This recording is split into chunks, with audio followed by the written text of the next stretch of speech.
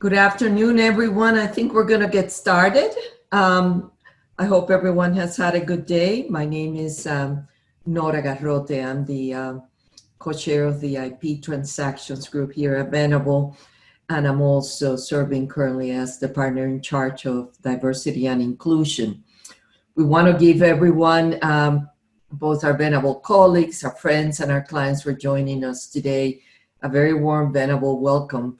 This is our last Diversity and Inclusion Speaker Series presentation for 2020. We're particularly excited because this presentation today is co-sponsored by both LGBTQ and Venable, and also by the Venable Success Network, our Black affinity group. And we're very thankful and particularly excited as well, because we have the opportunity to end the year with a conversation with Keith Boykin. Keith will talk to us about his own personal journey, but also his advocacy efforts on behalf of LGBT communities of colors, particularly with respect to efforts to ensure a united effort and advocacy on behalf of all these underrepresented groups facing oppression, as opposed to a hierarchy of oppression that he will talk to us about.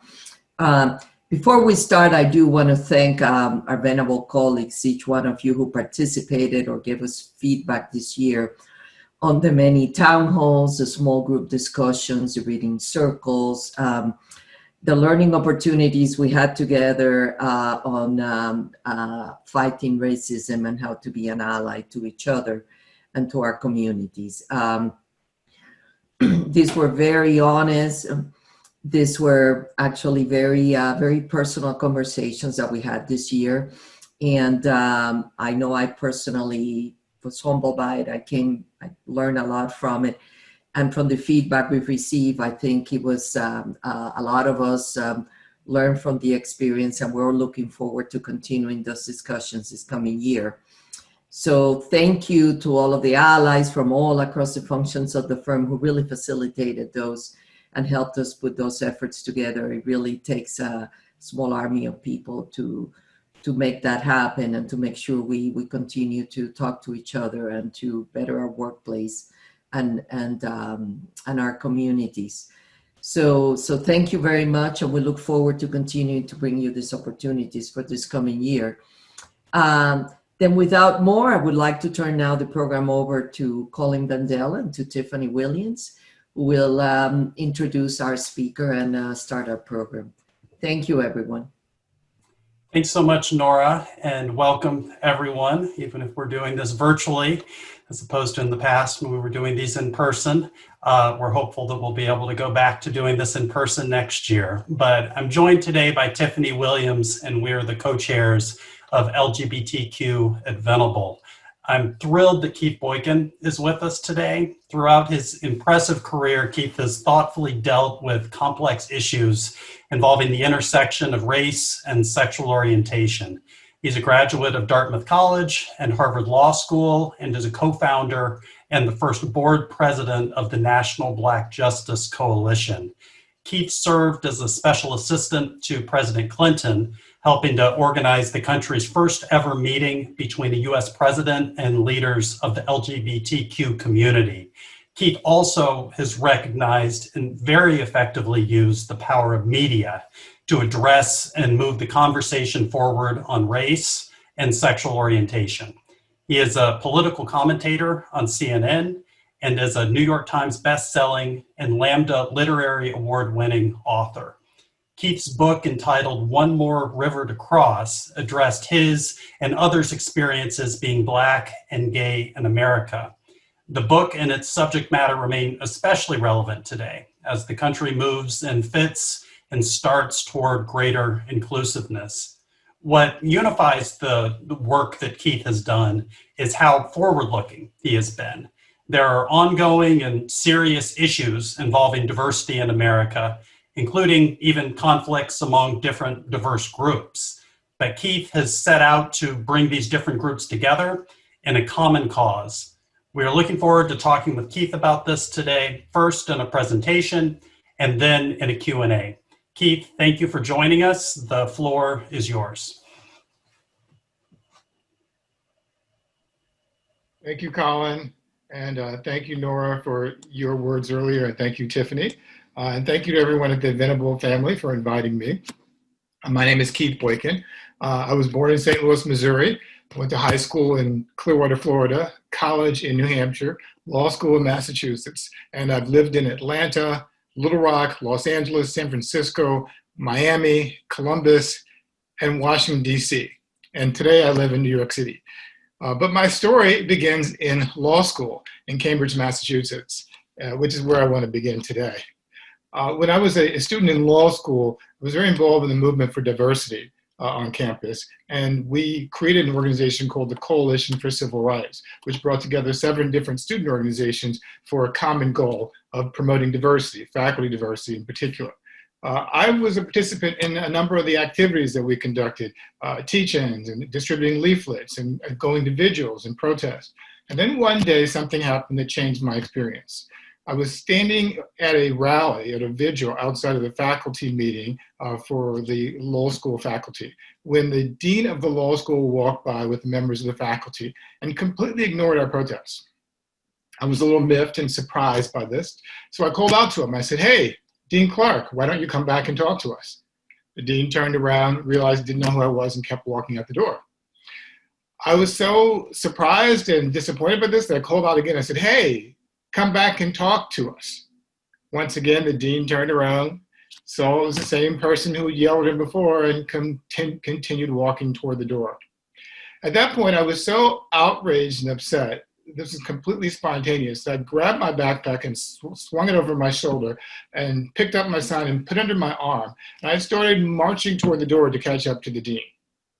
When the dean of law school saw me, he and his security aide began then literally sprinting out of the building and across the campus to get away from me.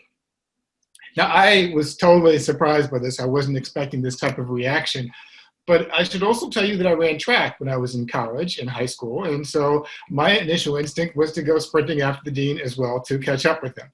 So I began racing across the campus, chasing the dean of the law school, not certain where this would end up, but I wanted to find out if he would actually talk to us, which he did not.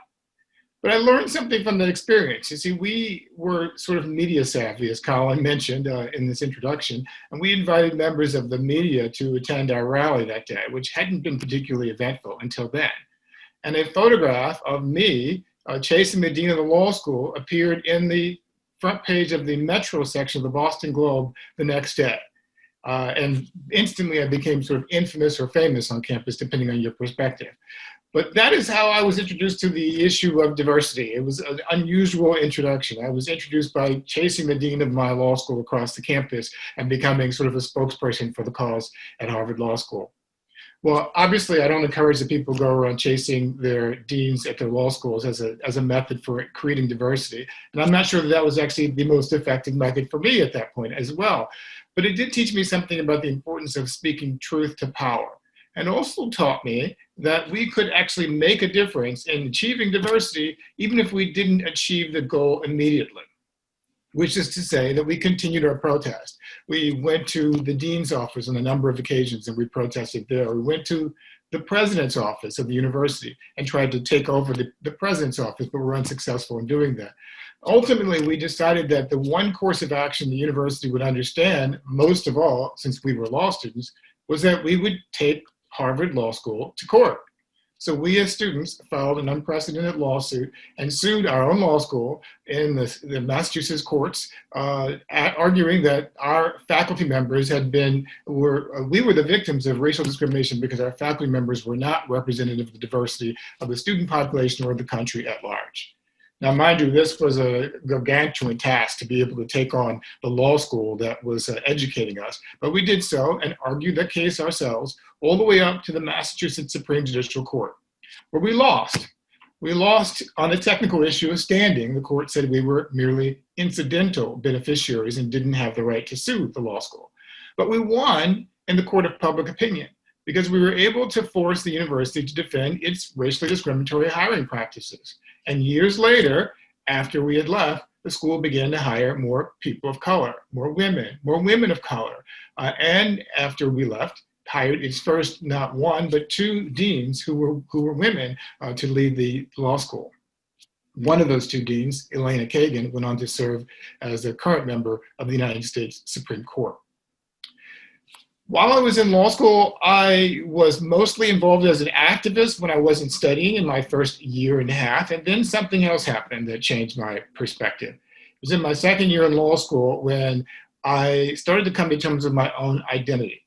And I went to a local bookstore in Harvard Square in Cambridge, and I thumbed through some books on the bookshelves and found a few that appealed to me, while all the while nervously looking around to make sure no one was watching me.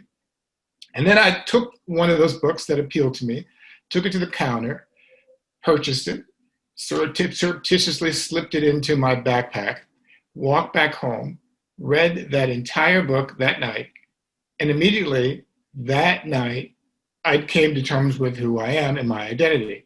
Some call it coming out. I have since learned a new term called inviting in. And at that point, I was inviting others into my life, inviting myself as well into a new understanding of who I was. That was my coming out experience for myself. Well, the very next day, I called my mom in Killeen, Texas, where she lived at Fort Hood Army Base with her husband, who served as a sergeant in the military. And she was a very religious person, but I called her up and had a conversation with her. Now, this was not an easy thing to do, so I didn't actually make the call. I called her and hung up before she could answer. So I took a deep breath and I decided I would try again. Moments later, I made a second call to my mom, and again, before she could answer the phone, I hung up a second time. This was in the days before caller ID, so she had no idea who was calling. But I knew that I couldn't continue to call my mom without talking to her. So finally, I came up with a plan.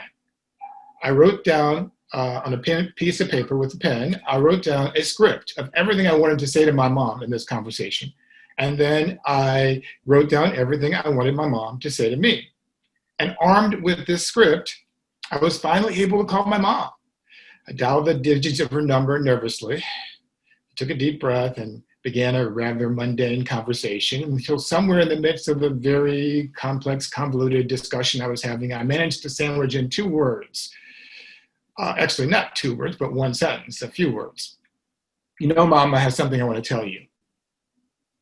Well, when you say that, you can't just talk about the weather or something trivial, the sports games or something like that. So I knew I had crossed the point of no return. I took another deep breath and I said to her, I don't know how this is going to affect you, and I hope this doesn't change your image of me, but I want you to know something. I want you to know that I'm gay.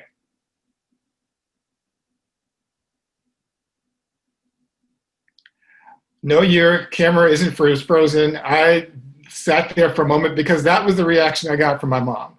My mom said nothing for moments, and I was worried if she had even heard me. And after a few moments of awkward silence, I finally heard the response. She spoke up and she said, well, I love you. And that was the most important thing that she could have said at that point, because as I interpreted it, it was an expression of unconditional love. Clearly, she had no idea exactly what it was I was saying to her, and I could tell from the questions that she asked. Was it something I did, she said? No, Mom, it's nothing you did or did not do. She said, well, maybe you haven't met the right woman yet. I said, no, it's not the issue either. It's just who I am. It took me a long time to figure it out, and now I'm sharing it with you. And after our conversation, my mom, wanting to be as helpful as she could, she offered me some advice. She said, I love you no matter what, but please do me a favor. Don't tell too many people about this. And especially don't tell your grandmother, because it'll just kill your grandmother if she finds out about it.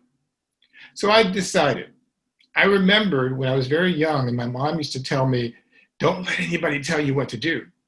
And I decided I would actually heed that earlier advice that she gave me, not to let anyone tell me what to do. And I began telling people on campus. I began sharing my story, inviting people into my life. And then I realized I didn't really want to come out. I wanted to be out. And I recognized that there was a difference. Being out for me meant simply being open and honest about who I am, living my life normally, not having to make an exercise of the pretense of telling someone about my identity or my sexual orientation. But coming out involved some sort of affirmative act that I wasn't quite willing or ready to do, at least not to everyone whom I'd already known. So that's when I discovered something. I discovered that something I might call the first rule of coming out, which is this, that if you tell the right people, you don't actually have to tell everybody else. So here's how it works. I told a few people on campus, and lo and behold, before I could get around to telling everyone else, I discovered that everyone else pretty much knew. I didn't even have to tell them. It's partly because they were telling other people, and I don't know exactly how it works or why it works, but it was so effective that it even reached my professors, to the point where I sat in a meeting with one of my law professors after I'd come out. And after the meeting, he closed the door and leaned on the desk and kind of leaned in and whispered at me. He said, "So I hear that you're gay now. Is that true?" I was shocked. How did he know that? How did he hear that? Why was he asking me that? I responded, "Yes, I am, but how did you know?" And he told me that one of the other law professors had told him about it, which shocked me as well, because for a long time, I'd actually labored under the delusion that the faculty at Harvard Law School had more important things to do with their time than to speculate about the sexual orientation of their students. But I guess I was wrong. In any event, my experiences were relatively atypical in that I had no negative reaction, mostly from the people I came out to or the people I invited into my life when I was a student at Harvard Law School. The only negative reaction I can recall wasn't from my mom or my dad or anyone in my close circle. It was from my grandmother, just as my mom had predicted. At the point when I was on stage receiving my degree from the law school, which was supposed to be a celebratory moment for me, my grandmother, who was at the graduation ceremony, was having a conversation with my boyfriend. And she told him in no uncertain terms that she did not approve of my, quote, lifestyle. She even insisted that he give to her his mother's telephone number so she could call his mother and talk some sense into her. I was so surprised when I heard this. I had to finally confront my grandmother and ask her, what are you doing? Why did you do this? She told me that she was getting ill, physically ill, just thinking about my lifestyle. Again, I told her, I said, you know what? My lifestyle is the same as it was before you knew about my sexual orientation. The only thing that has changed is that I've chosen to be open and honest about who I am.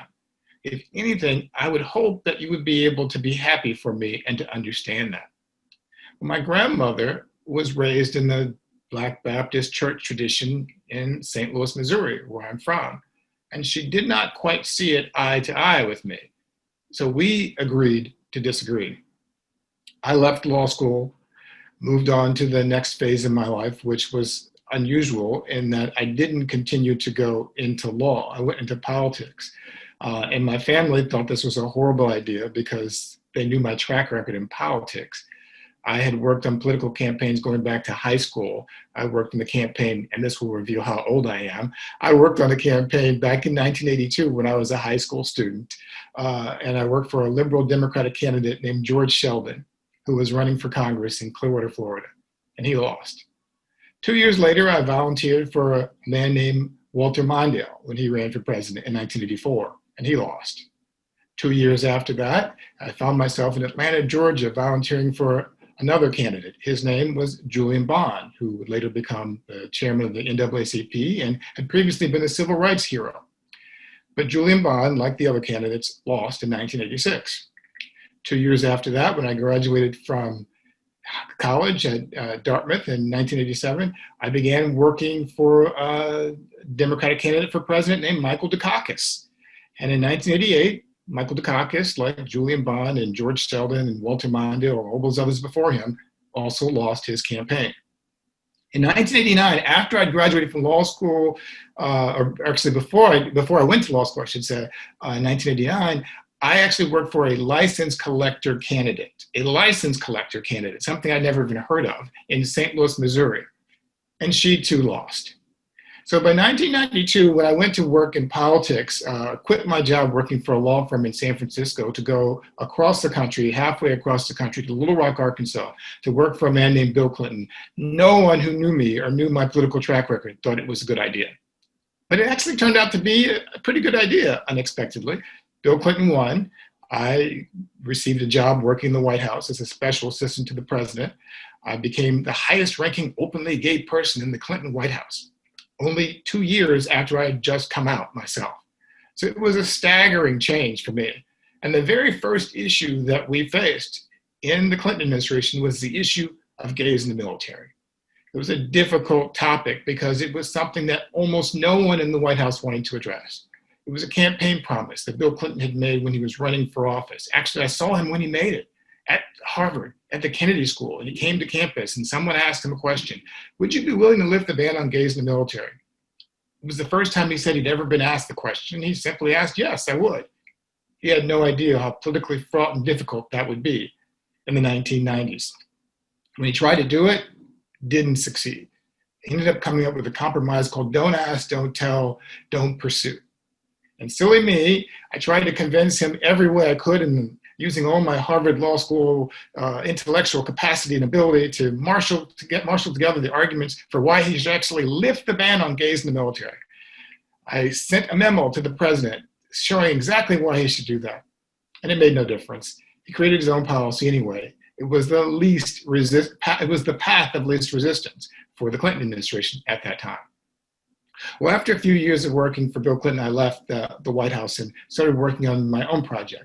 I started working on my first book.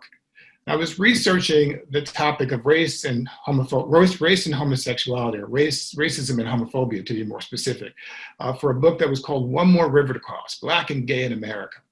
And I studied how the same arguments that were used to justify racism in the 1950s and 1960s and well before that had been recycled into the 1990s and the 2000s to justify homophobia against LGBTQ people. It shocked me because I'd studied these things in law school and seen in a course on race, racism, and American law, the exact same words virtually that were being used still in the 1990s to justify sexual orientation discrimination. And of course, I took on sexual orientation in the law. And I wondered why no one was making the connection, why it wasn't being discussed. It was around that time that I also discovered the concept of intersectionality, a term that was coined in 1989 by law professor Kimberly Crenshaw to explain how race and class and gender and all these other individual characteristics actually intersect with one another. That means, for me, as a Black gay man, I experience the world with all the various components of my identity. I experience racism from the larger world and within the LGBTQ community. And I experience homophobia in the larger world and within the Black community. So it was after I'd written that book and become an activist and engaged in other activities over the years in Washington, D.C., that I moved to New York and started an organization called the National Black Justice Coalition in 2003. The reason why we started this organization was in direct response to something that happened in November 2003, when the Massachusetts Supreme Court issued a decision in the case called Goodridge versus Department of Health. It was the first state in the country to legalize same-sex marriage. And the reaction, as you can imagine, was visceral and swift. Black pastors in particular were vehemently opposed to it in Massachusetts and throughout the country. They criticized it roundly. And I, as a Black gay man, felt it was irresponsible for the media to continue to communicate this message as though the Black community were monolithically opposed to marriage equality or LGBTQ rights. I felt it was important that we stand up and explain that the Black community is not monolithic, that we have different opinions about these different issues, and that there are some people within the Black community who actually support, Black leaders who actually support marriage equality. People like Julian Bond, for example, whom I mentioned earlier, and others. So we created the National Black Justice Coalition to fight against both racism and homophobia and to understand the intersection between those two. One of those people who didn't quite fully grasp the issue of marriage equality, at least he said he didn't at the time, was a classmate of mine from law school. His name was Barack Obama. He was actually not a classmate, he was a year ahead of me in law school. He graduated in 1991, I graduated in 1992. But Obama was very well known by everyone on campus, particularly after in the second year of law school, he was elected the first Black president of the Harvard Law Review, a historic achievement that got him national attention and lots of attention on campus as well. I had known Barack Obama only incidentally on campus. I had never really struck up a friendship with him, but after law school, we actually did a book signing together when a professor of ours, Charles Ogletree, invited us to campus for an event called Saturday School, where Barack talked about his book, his first book, Dreams from My Father, and I talked about my book, One More River to Cross. He told me at the time he was running for state senate, and I had been working in the White House, so I wasn't particularly impressed. Little did I know that he too would one day be working in the White House. But Barack had a history of being fairly progressive. And as far back as the 1990s, I believe when he was a state senator, he had said that he supported the concept of marriage equality. He had been a community organizer. He understood it. Of course, he knew LGBTQ people on campus as well. But when he ran for president, he said he wasn't. He said he supported something called civil unions instead. And I wasn't particularly as troubled as other people were by his opinion at that time, because I felt that I believed, I should say, that he actually did support marriage equality, but he had made a political calculation for whatever reason, and he couldn't say that at that time. And that is a reflection of just how much the world has changed, if you will, since President Obama ran for office, to first announce his campaign in 2007 to where we are today in 2020. Well, since Obama's historic election, the world is changing dramatically. The existential threat to white patriarchal hegemony had grown so much stronger with each day after Barack Obama was elected. White Christians, who once accounted for 8 out of 10 Americans at the nation's bicentennial, have now become a minority in this country. White birth rates have declined. Non-white immigrant communities have swelled, and the long-standing institutions that maintain social hierarchy are slowly crumbling. And America's changing demographics appear now to be placing the country on a seemingly irreversible glide path toward a blacker and browner future. Well, after an unbroken string of 2 centuries of white men in charge of our government, the line of succession was first ruptured by a Black president and then threatened by a white woman who received more votes than the white man she ran against. The population of native Spanish speakers has quadrupled in 4 decades. The Asian American population has grown more rapidly than any other community or any other demographic group in the nation. And gays and lesbians have won the freedom to marry now in all 50 states. But most threatening of all, I believe, is the report from the Census Bureau that more than half of all children in America are now Black or brown, and the projection that by 2044, white Americans will no longer be the majority of the United States population. So here we are in 2020. We had an openly gay man this year win the Iowa caucuses for the first time ever, after a campaign with unprecedented diversity on the Democratic side.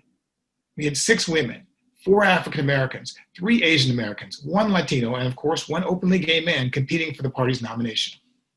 And here we are wondering, what do we have to celebrate in this year? It might be tempting to think that there is not much to celebrate.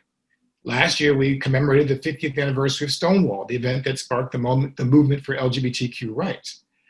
This year, we weren't exactly able to celebrate Pride. It was canceled, along with many other events, as we sat at home dealing with the coronavirus pandemic, a pandemic that has taken nearly 300,000 American lives.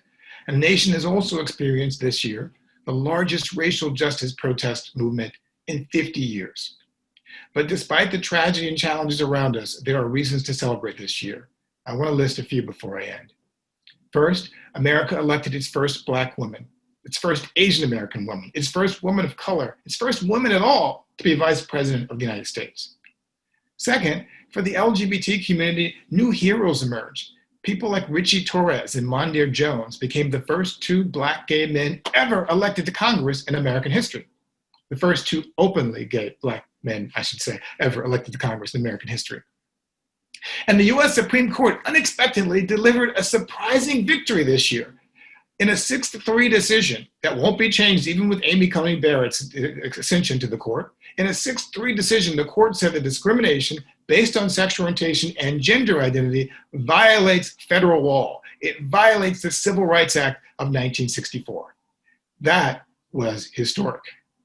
And now here we are, some 5 decades after the Stonewall riot, when we're watching history repeat itself. After Minneapolis police officers were caught on video kneeling on the neck and body of a lifeless 46-year-old African-American man named George Floyd, Black and brown and white people in that city had had enough. They took to the streets in protest. They resisted the police who tried to stop their protest, and they were called rioters, just like the people at Stonewall were called, simply because many of them chose to fight back against decades of state-sanctioned violence against their bodies, with non-state sanctioned action against public and private property. But as Dr. King warned us or reminded us back in the 1960s, a riot is the language of the unheard. We are now witnessing a historic new moment of consciousness sweeping across the nation. A long overdue awakening for centuries of injustice and inequality is forcing Americans of all backgrounds to come to terms with our past and begin to build a brighter, better future. Old monuments are being removed, old flags are being lowered, and old television shows and household staples are being canceled as we re-examine how we choose to tell our new American story. People are realizing that for the first time, we are actually stronger together. As Dr. King said, injustice anywhere is a threat to justice everywhere. And they're building new coalitions to create that change. Well, I want to end by telling you that I learned this lesson before 2020 from an unlikely source, from my own grandmother. Years ago, after I'd written that first book I mentioned, I went on a book tour across the country to a number of different places all across the country. And one of the places I visited was a bookstore in St. Louis, Missouri. And my grandmother, without telling me that she was, showed up at the event. And my grandmother showed up with some of the members of a very conservative church. And they all sat in the first 2 or 3 rows, just kind of, I thought, glaring at me as I was speaking. And after I finished, and none of them had spoken and said anything during the Q&A session, I asked them, as they came up to me, I said, "Why did you come here?" And they told me that my grandmother, unbeknownst to me, had actually printed up invitations for the event.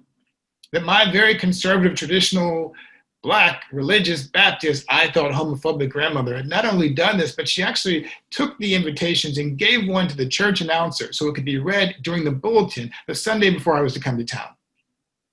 And my grandmother told me afterwards that there was a little bit of a problem when the announcer read the invitation. The invitation said, "The family of Keith Boykin invite you to a book signing for his new book, One More River to Cross, Black and Gay in America." But the church announcer read it differently. She said instead, "The family of Keith Boykin invite you to a book signing for his new book, One More River to Cross, Black and Gray in America." And I don't know why the church announcer made that mistake. I could conjecture a guess, but I assume it must have been because she could not possibly fathom that a grandmother, a Black grandmother in this church, could be proud of her gay grandson. So clearly it must have been a misprint. It must have been a book about African-American senior citizens instead of a book about African-American gays and lesbians. That's the only possible explanation I could come up with. But I learned something from that experience that I want to leave with you. I learned that when we have the courage to be open and honest about who we are, that people not only accept us, they respect us more. Doesn't mean they're always going to show it. Doesn't mean they're always going to like it. Doesn't mean they're always going to express in ways that are comfortable. But it does say something about who we are when we speak truth to power. In the words of Audre Lorde, a great Black lesbian poet, feminist, activist, warrior, cancer survivor, I want to say this. Audre Lorde said, "When I dare to be powerful, to use my strength in the service of my vision, then it becomes less and less important whether I am afraid." And the reason I want to end there is because she doesn't say you won't be afraid. She says it becomes less important whether you are. So this is a challenge I leave for you. When you dare to be powerful, to use your strength in the service of your vision, then it will become less and less important whether you are afraid as well. Thank you very much. I look forward to taking your questions. Thanks so much, Keith.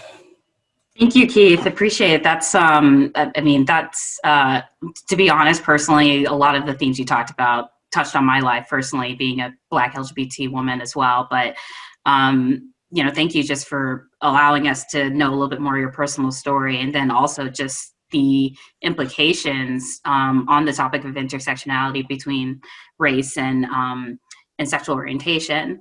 To our attendees, if you do have any questions for Keith, please feel free to enter them into the chat, and then we'll also include those in our Q&A.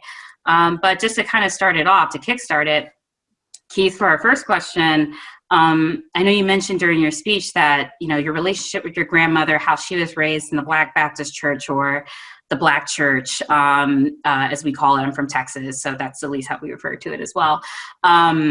So kind of on that topic, can you just describe like how you've seen homophobia manifested in the Black community? Why is it the case? Why is that such a prevalent problem? Is it all attributed to the Black church? Is it, you know, that also touches on Black masculinity issues as well? But if you can just speak on that a little bit more. Yeah, that's an excellent question. A very broad question as well, but I love the question. I could talk for another hour about that, actually, but I won't. In 100 words, just 100 words. Let me just say first that I think the problem is that homophobia exists in all communities, and the Black community is no different from that. We are a part of the larger overall American community in this country.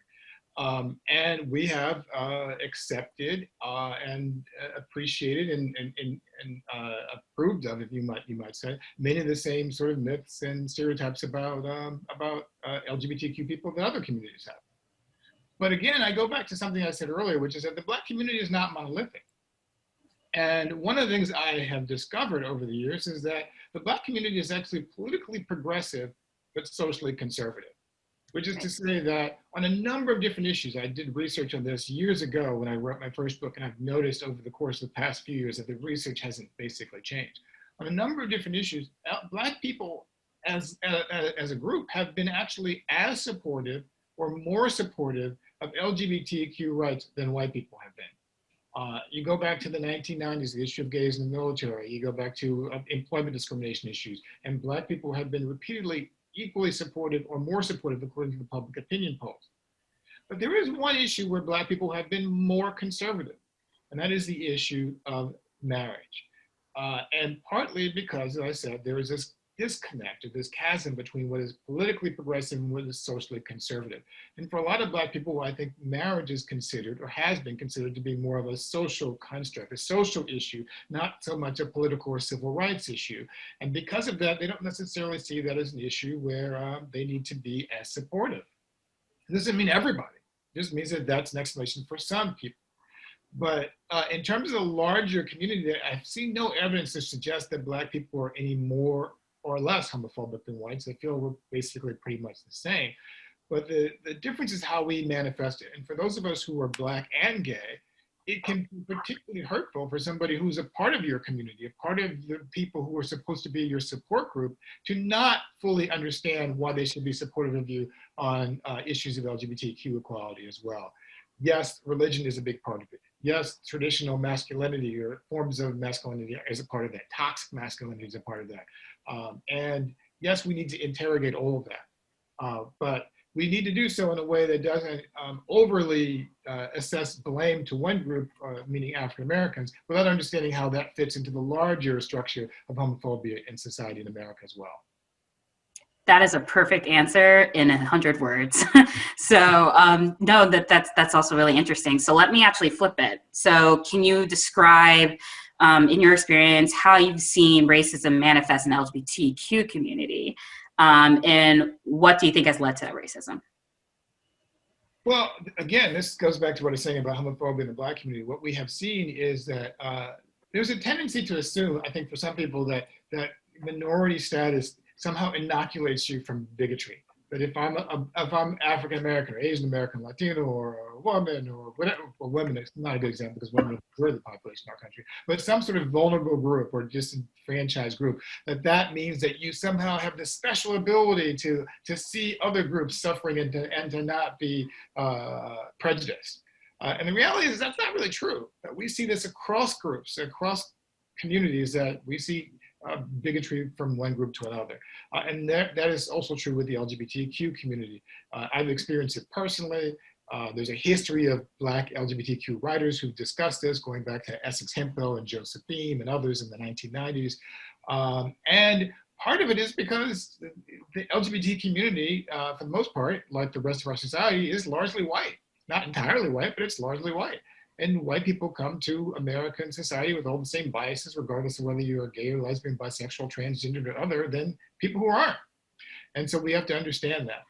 For me personally, I guess it's redundant to say me personally, but for me, I have to say that one of the most personal aspects of this for me is that a few years ago, I had to sue a nightclub here in New York City because they had separate policies for admission for quote unquote Black nights and white nights. And when I went there, it was a July 4th weekend. I went to the same club on 42nd Street on 2 different nights. And on the so-called white night, when I went there, you just kind of walk right in. There's no problem, pay your money and go in. When I went on the Black night, they frisk you and make sure they search and take anything that looks like it might be threatening. Which I wasn't even ready to complain about until they took my partner's iPhone cords, the headphone cords. And they said they could be used as a device to choke somebody. Wow. I was so upset by that I confronted the manager. He told me that, well, we have problems with Black people when they come in here. So I said, I can't believe, he actually wrote this to me in an email message. I said, I can't believe you're actually saying this. This is illegal. And he said, well, this is the way it is. This is the way it has to be. So I sued him. I took him to court, and I won, of course, because it was a violation of the New York City Human Rights Code. But it's a reflection of how, even though you might be a part of one community, you still suffer from the biases that affect that community. Other communities, I should say. Right. Wow. I can't believe you actually put it in an email. Well, that was good for your lawsuit. This is actually another question. Thanks for that answer. Another question actually from one of our attendees asked if you can address the disproportionality of acceptance of transgender and non-binary individuals and how we can accelerate their fight for equal rights. The disproportionality of acceptance? Or of acceptance of transgender and non-binary individuals in the community. Okay, I'm not sure I understand the question because I'm not sure I'm not sure who the questioner is, but is the question that LGBT, the transgender and non-binary people are more accepted or less accepted? I did disproportionately accepted as compared to other individuals in the LGBTQ community.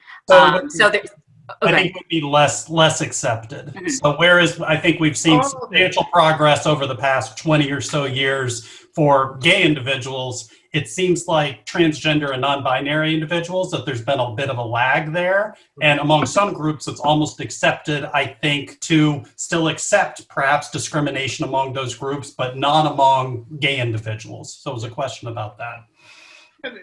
This is an interesting point because I feel like what's happening or has been happening, there's a tendency in political circles to sort of make the most broadly acceptable argument. So when you're pushing for LGBTQ equality, you're pushing for civil rights, for example. For a long time in the 1990s, there was a bill called the Employment Non-Discrimination Act, which is different from the Equality Act.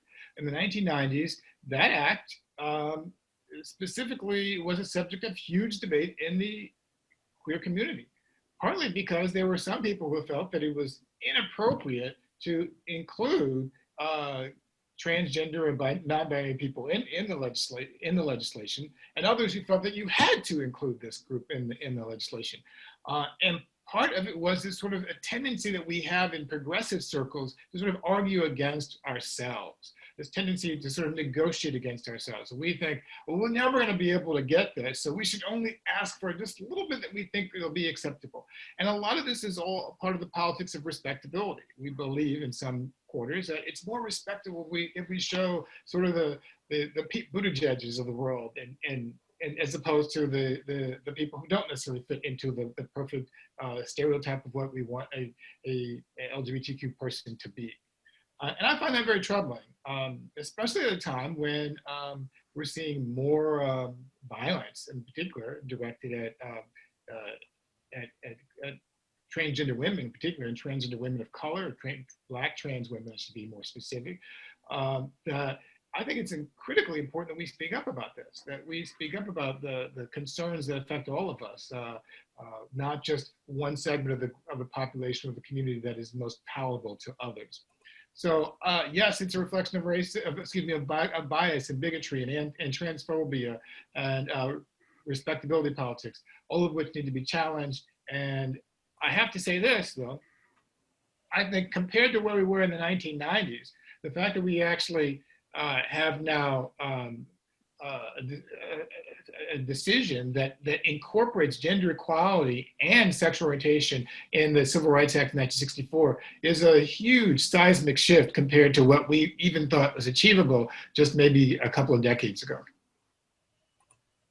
So on that note, you know, as you mentioned more recently, well, I guess it's not as recent that, you know, marriage equality was, that there is marriage equality across all the states, and then now equal protection when it comes to employers as more recent. So what is the next legal issue? What is the next issue that the LGBTQ community should prioritize? Is it now, again, transitioning to you know, the last two letters of, you know, LGBTQ and focusing on trans rights, you know, Black trans rights, non-binary individuals, and whether it's in the employer space or in other spaces. But just asking, what is the next issue that we need to focus on? Well, I don't know. There's only one issue. I think that's kind of the challenge. There's a tendency in the past to assume that we all have to agree on this one issue. Back in the days of when marriage equality was first announced, I supported marriage equality from the very beginning, obviously, but I didn't think that marriage equality should be the first issue that the LGBTQ community should be advancing. And I remember having arguments with Evan Wolfson, who was the head of the Freedom to Marry Coalition back in the 90s, where he made an argument to me that actually was much more persuasive than anyone else has made. He said, look, you don't have to agree with this as the first issue to lead with, but the fact that you're supportive is important. And the reason why we're pushing this issue is because it creates space for all the other issues. So if you have people out there saying we should have full marriage equality, then it makes it easier for the so-called moderates to endorse something called civil unions, which they weren't on board with before. But B, it expresses clearly what your goals are for this particular issue, and doesn't try to hide those goals, disguise them behind some sort of moderate talking points. And in doing so, he said, if you shoot for the moon, at least you'll end up with the stars, end up in the stars if you don't succeed. So I think when we talk about these issues, I can think of several issues that are important to me. I think HIV/AIDS is an issue that continues to plague people of color and Black gay men in particular, that has sort of fallen off the radar screen for a lot of us, and we still need to address that issue. There's new data that just came out 2 days ago that showed that the HIV/AIDS death rates have declined dramatically in most other communities, but not in Black communities, and that's a problem that we should deal with. Another issue we need to deal with is the issue of religious freedom. This idea of religious freedom that Amy Coney Barrett and others and the courts are pushing right now is going to be used, trust me, you can quote me on this, is going to be used by those same people to strike down some of the LGBTQ equality laws that currently exist with the justification that they violate religious freedom of people who don't have to or don't want to believe in LGBTQ equality. And thirdly, I think you're right to mention the issue of transgender equality and non-binary equality. I think those are issues that the community often disregards or doesn't take as seriously. And we need to listen to the people within those communities about how we can push forward legislatively and policy-wise to advance those agendas as well. So I don't think there's one issue. I think it's all those issues and more. Right. No, of course. And there are a myriad of issues, definitely. Kind of transitioning to the racial justice movement, rather.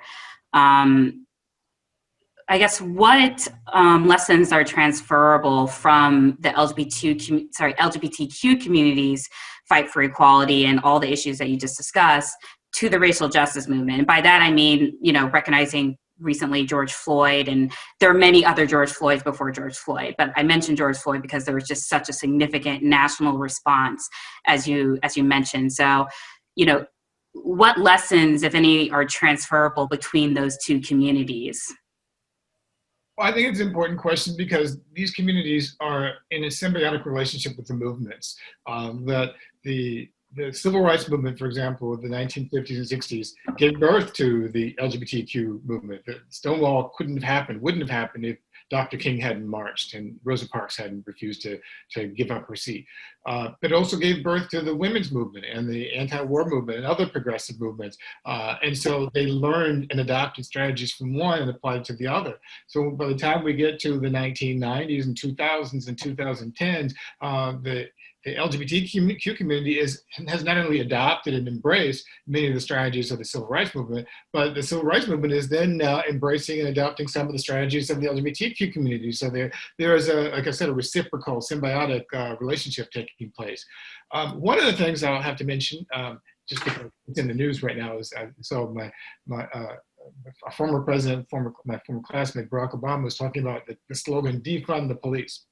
It's a controversial slogan that people have trouble with, I understand. And I read a piece this morning, which I tweeted on my Twitter feed, from Charles Blow, which talks about this whole concept, which I highly recommend, where he talks about the difference between an activist and a politician. And an activist, he says, is supposed to articulate these values and beliefs, regardless of whether it's controversial. An activist talks about what you believe is right, what you believe is morally justified, not about what is politically palatable or what can be sold to politicians or lawmakers. But a lawmaker has a different function, and I think it's important to respect both of those different groups of people. If you don't have the activists, it makes it harder for the politicians to push for something. But if you just have, if you don't have the politicians, it makes it harder for the activists to accomplish anything. So they need one another. So I think one of the things we learned from the marriage equality movement, which, it's hard for me to say this for people to understand today if they weren't there, but what is this, 2020?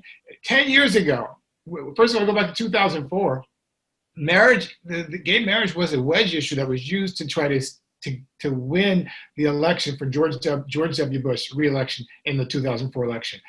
It was so laughable and preposterous at that time, the idea that we can actually have gay marriage, that Democrats were afraid of the issue, completely afraid of the issue. And here we are some 16 years later, when we've had marriage equality for now quite some time, hasn't caused the demise of society. I think the lesson from that is that we should not hesitate to speak about what we want. Defunding the police is, of course, incredibly unpopular and controversial for some people in society. But when you explain what it means, when you explain the idea of reprioritizing resources away from criminal justice resources and toward social services to actually help people, that it actually reduces the crime rate in the end. You don't have to worry about the same problems if you have fewer people committing crimes in the first place because they have jobs in healthcare and education, housing, and a clean environment. When you articulate it that way, it's difficult for people to argue against it, but it takes the courage of the people to actually say that it's an important priority from the beginning. And so, yes, I have no problem with people advocating for those controversial issues, whatever it is that they may believe in. I think if we don't talk about it, we'll never get to that point. Sure.